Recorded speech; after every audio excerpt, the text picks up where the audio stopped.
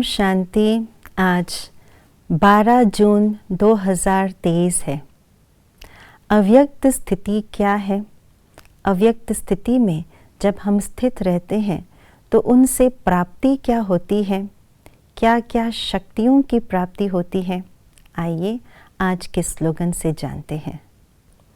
अपनी अव्यक्त स्थिति से अपनी अव्यक्त स्थिति से अव्यक्त आनंद, अव्यक्त स्नेह व अव्यक्त शक्ति प्राप्त कर सकते हो।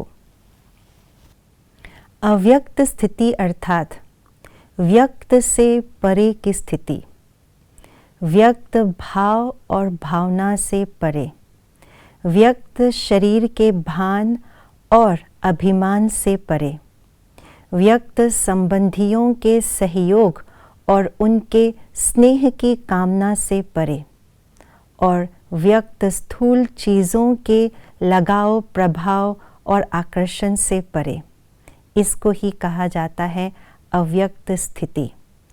तो अव्यक्त स्थिति का अर्थ ही है अव्यक्त फरिश्ता स्वरूप की स्थिति में स्थित रहना, कि मैं आत्मा शरीर नहीं हूँ, मैं आत्मा हूँ और लाइट की शरीरधारी हूँ। और इस अव्यक्त स्थिति में डबल लाइट की अनुभूति होती है, अर्थात प्रकाश स्वरूप भी होते हैं और मन भी सदा हल्का, बुद्धि भी हल्की, हमारे स्वभाव संस्कार भी एकदम लाइट, हल्के, इजीली मोल्ड कर सकने वाले।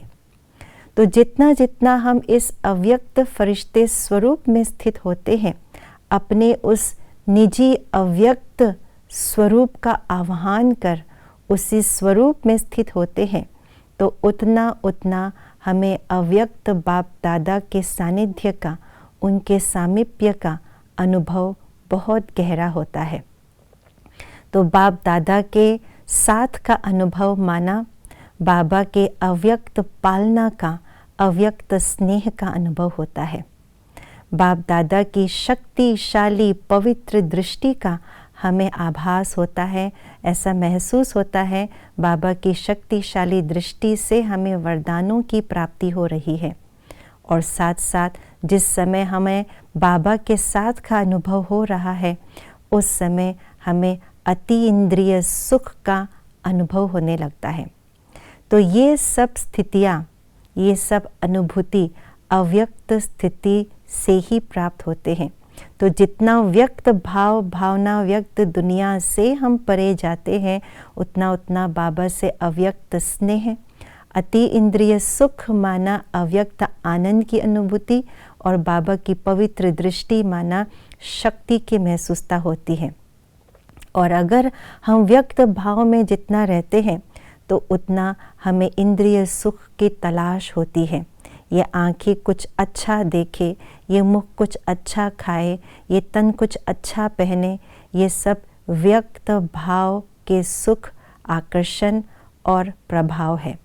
तो इसीलिए अव्यक्त स्नेह, अव्यक्त आनंद और अव्यक्त शक्ति का अनुभव करना है, तो चलते फिरते उठते बैठते हमें अव्यक्त फरिश्ते स्वरूप का बार बार अभ्यास करना पड़ेगा। हमें अपने जो संपूर्ण स्वरूप जो सूक्ष्म वतन में है, उस सूक्ष्म वतन के संपूर्ण स्वरूप को बार बार आह्वान कर अपने अंदर इमर्ज करना होगा। मैं पहले भी फरिश्ता बना था और अब भी बनने जा रहा हूँ और बनना ही है।